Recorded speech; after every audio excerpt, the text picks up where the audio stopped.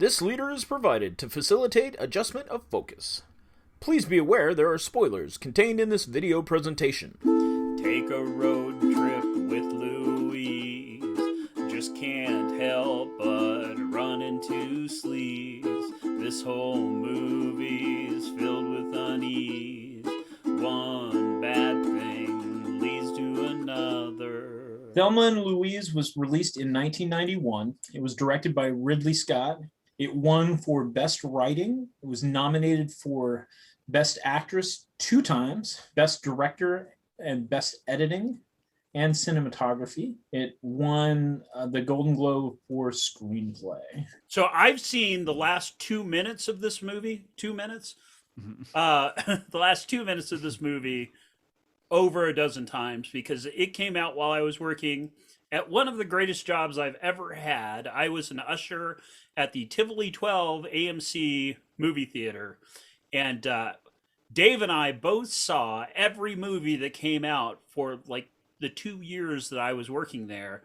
And I think it was only in the last 6 months that they realized that Dave was a different person than I was. I would go and open up the doors to let everybody out. And so I got to see them clasping hands and driving off the cliff and never ended. Like I saw every movie those 2 years except for this one and Fried Green Tomatoes. As a movie overall, it was good, yet incredibly frustrating.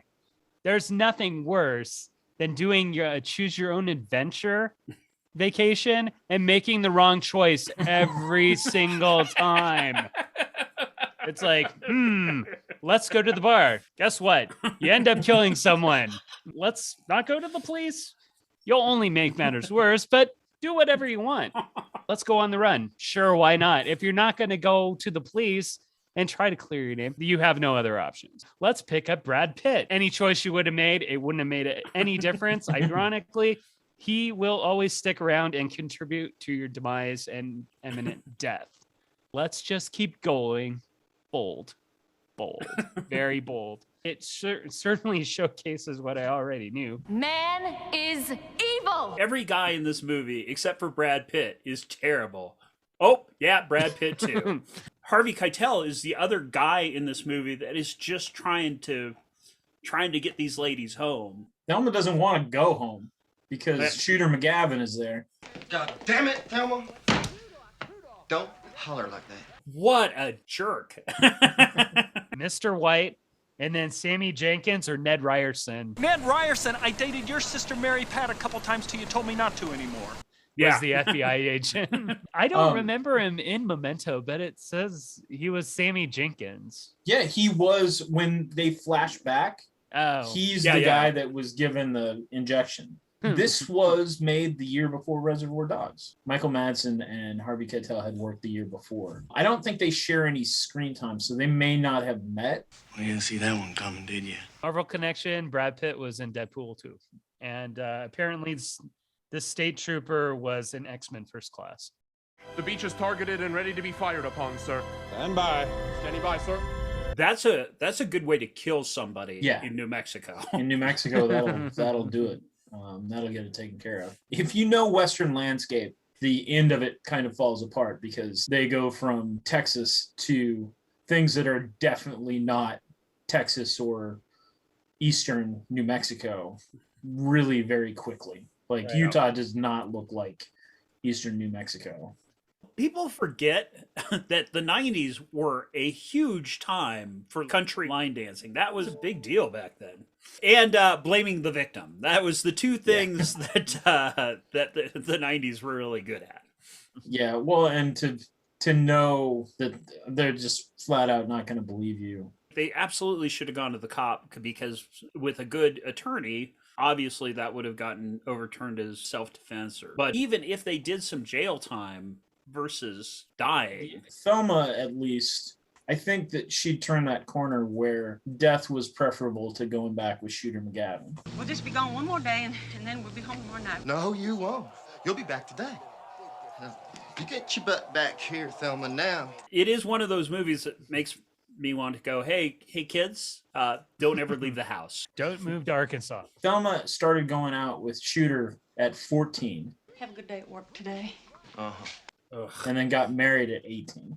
I think Shooter was approximately the same age, so it's not exactly as oogie as all that, but there's some troublesome elements. McGavin had the T-top on his Firebird. That is a Corvette. He had the T-top off when he went out to get in his car. And then while Thelma was in the diner, the Thunderbird had the top down the entire time of her shift. The parking lot, it looked like it had rained.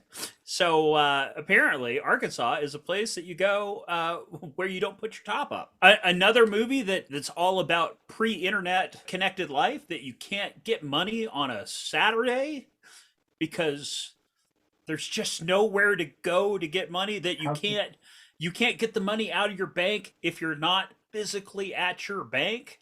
Like, how did people function? Well, obviously they flew 2 states over to deliver some cash. Michael Madsen is great in this. Oh, he really is. He is. Ask me no questions and I'll tell you no lies. And with the exception of him turning over that table and his proposal that was a little, I feel like I should kind of proposal, which is not awesome. Like, he is the sole guy in this movie that is trying to have a connection with any kind of lady at all. He flips over that table, but Louise lays down the law. You start this I'm out of here. Where it's like Thelma, there'd just be no... Thelma, good Lord. You know, later in the story, she just shoot him in the face. See, if you get on that radio, you're going to find out that we're wanted in 2 states and probably considered armed and dangerous. At least I am. And then our whole plan is just going to be all shot to hell. Because she's decided she's going to become a master criminal. Who's the cowboy? Oh, and Brad Pitt looking like he was about 12 years old. Hey, can I take my shirt off? The chemistry between Geena Davis and Susan Sarandon was amazing. They were fantastic in this movie. They would have just gone fishing. It probably would have been a pretty good buddy, like a female buddy movie. Like, I mean, it probably would have been boring. 100% less murder. No ukuleles in this movie. Maybe if they had been playing ukulele, they wouldn't have shot anyone. No ukuleles, but there's a resonator guitar Yes, in indeed. Michael Madsen's apartment. You just tell me what the hell's going on here. Hey, you want to buy some insurance before you drive off that cliff? Yeah, I give it 1.5. I thought certainly Susan Sarandon and Geena Davis were great. Michael Madsen was really good, but just such a depressing movie. It was a rough watch for sure. I would give it 1.5 as well. Certainly not my kind of movie. Thought that it was remarkably watchable for the movie that it was. But yeah, it's just not my cup of tea. I guess I would say 1.5 too. There are no winners, only losers. It's over!